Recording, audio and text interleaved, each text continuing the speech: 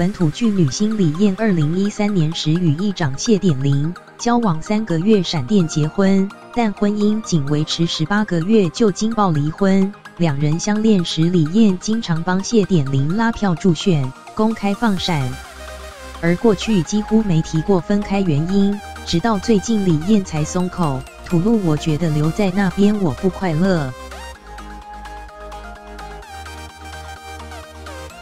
李艳2013年因为到彰化拍戏而认识谢点玲，两人交往3个月就闪婚。婚后李艳还公开帮老公站台拉票，但蜜月期转眼即逝，短命婚姻18月就宣告破裂。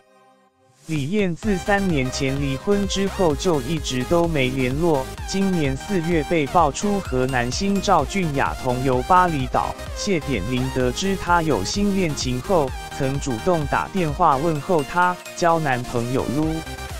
男生对你好不好？他当时表示，这是种祝福也是关心。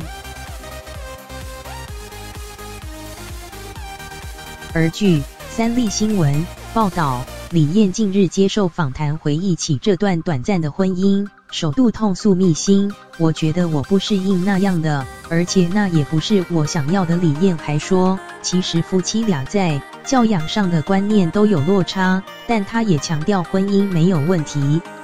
没有第三者，纯粹是因为我个人。